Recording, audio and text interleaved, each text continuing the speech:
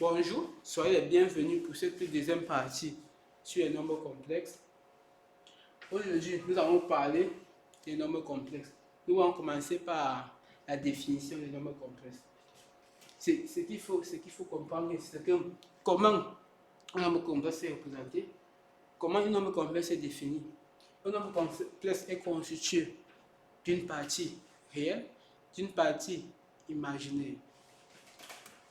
Prenons l'exemple, soit Z un nombre complexe, soit Z un nombre complexe, soit Z un nombre complexe, défini par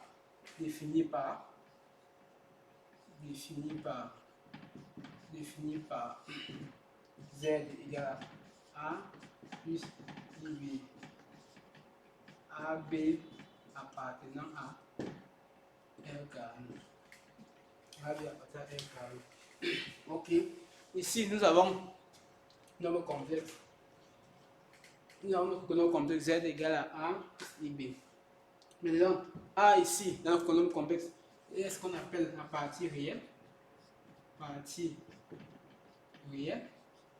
Ce qu'on appelle partie réelle. B, ce qui est juste derrière I là, I, c'est ce qu'on appelle la partie imaginaire. Partie imaginaire.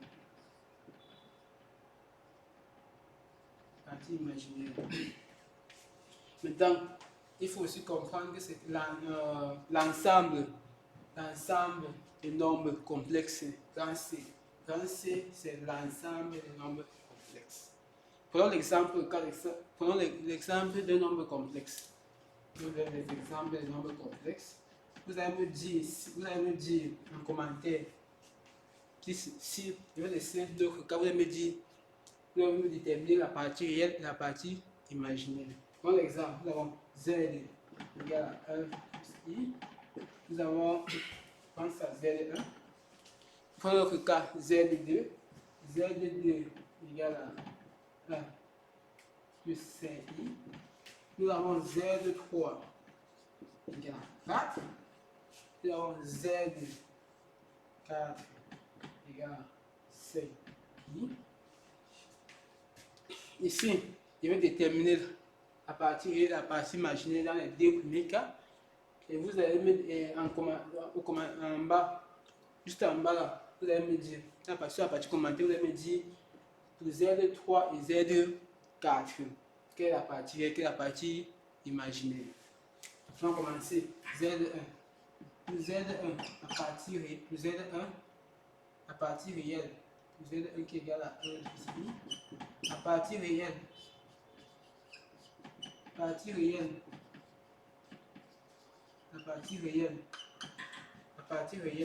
c'est 1. Maintenant, partie imaginaire,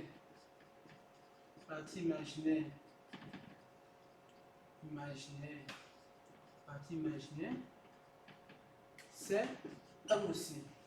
Maintenant, Z2, dans Z2 égale à 1 plus 5I. Partie réelle, automatiquement, c'est 1. Partie réelle. On peut mettre partie réelle. On va faire ça comme ça. Réel de Z1. Je dis partie. On nomme ça réel de Z1. Ça sont une notation. Vous écrivez partie réelle, c'est trop long. Quand vous écrivez partie réelle, mais quand vous écrivez réel de Z1, vous comprenez que c'est la partie réelle du nombre complexe Z1. Ça, c'est important. Donc, c'est important de l'illustrer par là. Maintenant, la même chose. Imaginaire, la partie imaginaire de Z1, on nomme ça comme ça. Partie imaginaire de Z1. Vous voyez l'équipe entièrement partie imaginaire de Z1, toute im de Z1. Maintenant, il va écrire la même chose ici. Je vais continuer cette partie. Pour Z2, partie réelle de Z2, nous avons quoi, mes amis? Mes amis, on constate effectivement que c'est maintenant partie imaginaire de Z2, mes amis, c'est combien? Ce qui multiplie I plus Z2, c'est combien? C'est 5. Donc, c'est. Maintenant, pour Z3, pour interrogation, et Z4. Si vous ne n'oubliez pas, en commentaire, Z3 et Z4, vous allez me dire la partie réelle et la partie imaginaire. Pour que je vois, pour que je puisse continuer, pour voir si vous avez bien compris cette partie. Nous on continue maintenant par la deuxième partie, comme j'ai parlé tout tantôt, les formes du nombre complexe. Les formes. Quelles sont les représentations du nombre complexe? Ça, c'est la représentation basique. Maintenant, il existe d'autres représentations. On peut encore mettre un nombre complexe sur plusieurs autres formes. C'est ça qu'on appelle représentation. Sur plusieurs autres formes. Donc, un nombre complexe peut encore s'écrire en dehors de cela, ça peut encore s'écrire sur plusieurs autres formes. Donc, ici, dans cette partie, nous allons découvrir toute cette forme-là. Regardez les formes de représentation, les formes d'un nombre complexe. Les formes d'un nombre complexe. Les formes d'un nombre complexe. Quelles sont les représentations d'un nombre complexe? Sur quelle autre forme nous pourrons mettre que nous pourrons représenter notre nombre complexe? À la base, nous avons notre nombre complexe ici.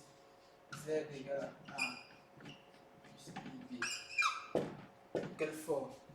Ici, la première forme que j'ai fait c'est la forme la plus utilisée.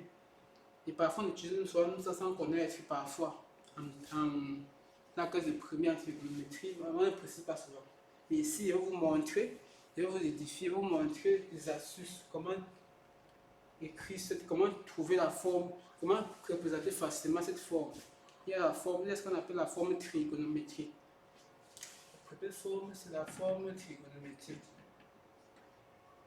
Forme trigonométrique.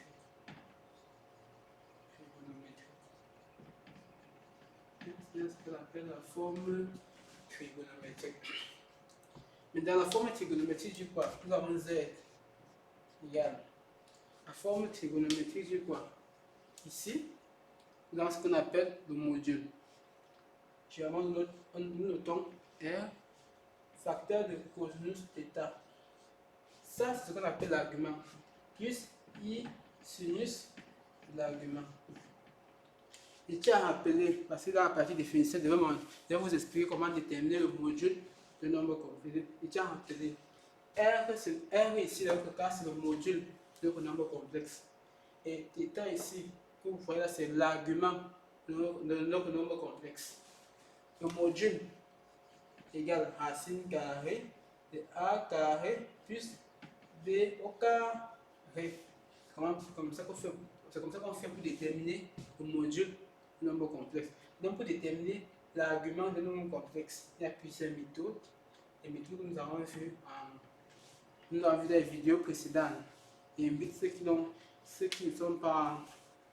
pas suivi mes anciennes vidéos, je les invite à partir consulter mes anciennes vidéos pour bien comprendre en profondeur. Là-bas, j'ai expliqué comment déterminer l'état, comment déterminer toutes ces notions-là.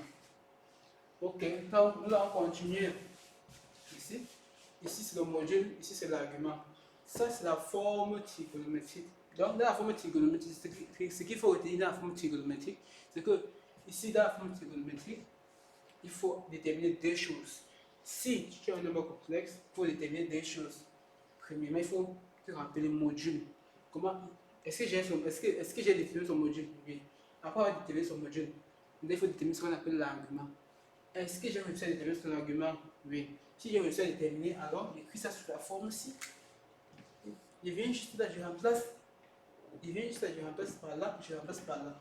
Mais il y a une autre façon, on peut aussi démontrer cette forme trigonométrique-ci. Mais dans mes prochaines vidéos, je vais vous montrer comment on fait pour trouver cette forme trigonométrique. Dans les prochaines vidéos, comment on commence. Maintenant, nous allons continuer. Nous allons continuer ici. Je vais vous donner un cas d'examen. Prenons un cas d'examen. Nous avons Z égale à 1 plus I. Prenons un cas d'examen ici. Premièrement, pour trouver la forme trigonométrique, je dis quoi? On détermine ce qu'on appelle module. Qu'on a nommé ici petit r. Ici, c'est le module. Premièrement, on détermine le module. module. Que nous notre petit r. Petit r.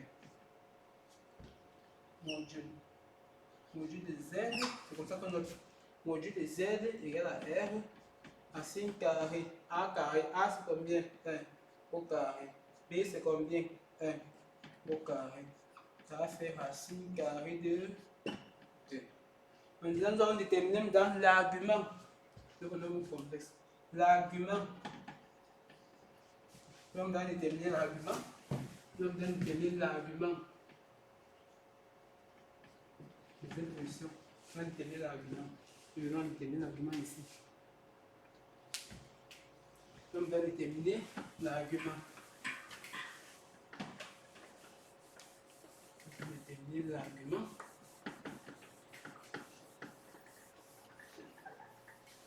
Soyez attentif. Soyez attentif ici.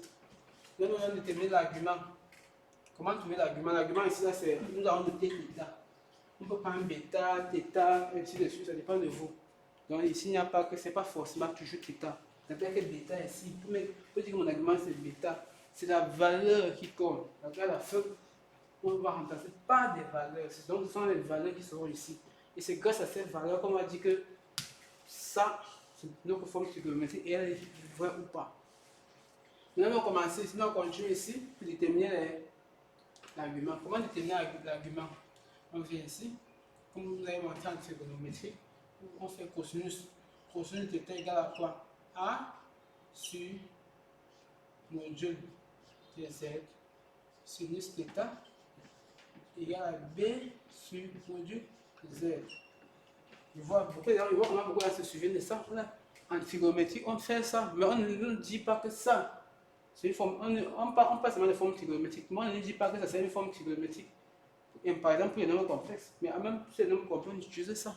Je tiens à rappeler, on a utilisé ça dans les vidéos précédentes. On a eu à faire ça ici. Seulement que ici, nous sommes dans un plan complexe, mais la forme trigonométrique reste la même.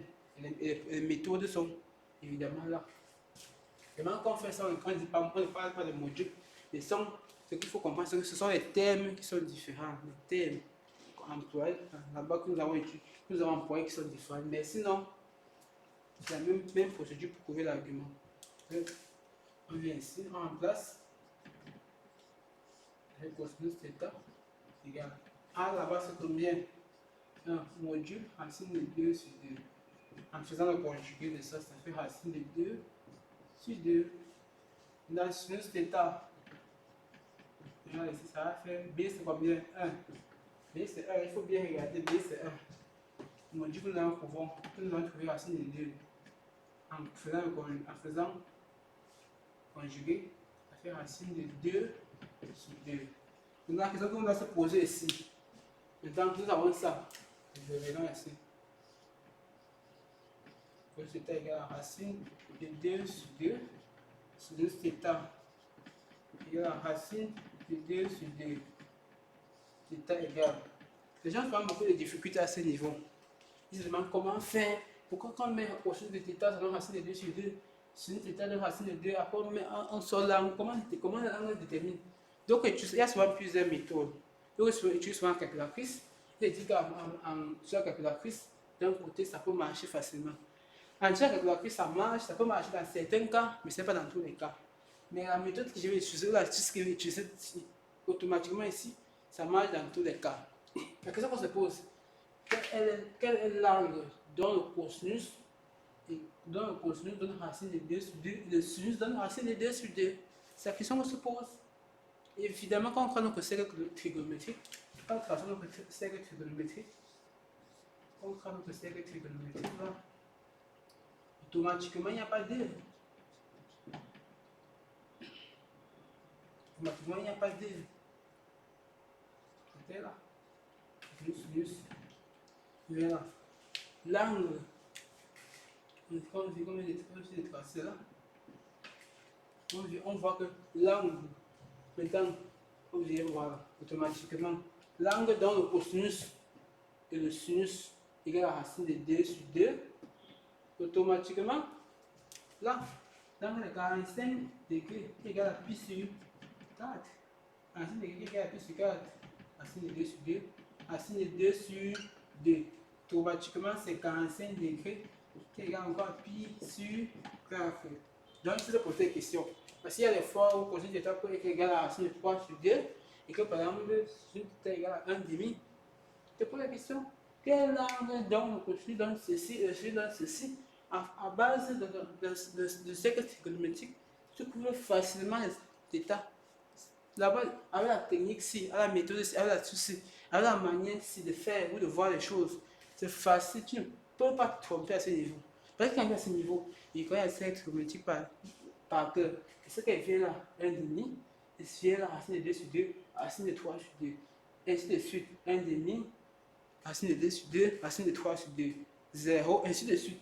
Je connais déjà 0 degré, 30 degrés, 45 degrés, 90 degrés. Quand tu montes, tu ajoutes, ainsi de suite. Quand tu vas voir, ce n'est pas de 15 degrés en 15 degrés, 30 degrés, après 30, 45, après 45, c'est 45 à 60 degrés, après 60 degrés, tu tombes sur il y a 90 degrés. Donc tu vois, dès que tu retiens cette trigonométrique, à partir de là, tu peux trouver facilement la forme trigonométrique, que ça soit dans les nombres complexes, que ça soit dans la trigo en elle-même. La forme ci va c'est plus un problème pour toi. Donc, notre forme trigonométrique, c'est égal à quoi? Z égale à log racine de 2 facteur de cosinus pi sur 4 plus i sinus pi sur 4. Automatiquement, vous voyez, automatiquement, nous avons déterminé notre forme trigonométrique. C'est ça. Donc, ce qu'il faut retenir dans cette vidéo, c'est que vous avez manqué. Ici, il était question pour nous de parler des formes trigonométriques de nombres complexes. Et nous avons manqué la définition. Vous avez diffusé la définition d'un nombre complexe. Comment un nombre complexe est représenté? Donc, elle est ici dans quoi? On sait que l'ensemble des nombres complexes c'est le grand C, l'ensemble de tous les nombres, parce que tous les nombres sont inclus dans C. R est inclus dans C. R c'est l'ensemble des nombres réels. Qui est précisé ici. R c'est l'ensemble, grand R c'est l'ensemble des nombres réels. Et R est inclus dans grand C, qui est l'ensemble des nombres complexes. Donc, ici, on a appris comment déterminer le module des nombres complexes.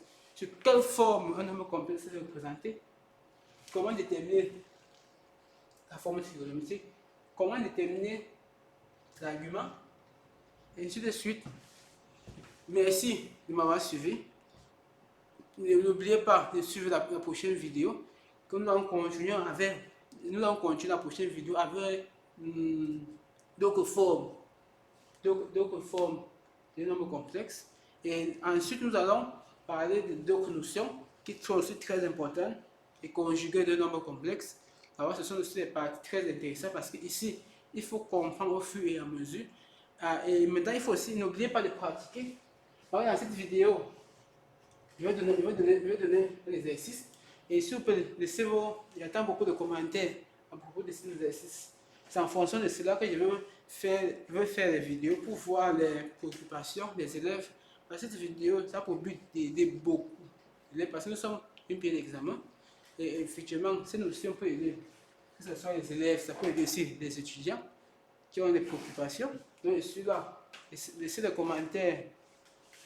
Donc, nous avons ici un devoir. C'est un devoir Z égale à 1 moins I. J'attends la forme trigonométrique en commentaire. Vous me donnez seulement le module et l'argument. Merci de m'avoir écouté. N'oubliez pas de liker, de vous abonner, de partager. Donc, bon signal à l'algorithme de YouTube et de TikTok. Merci.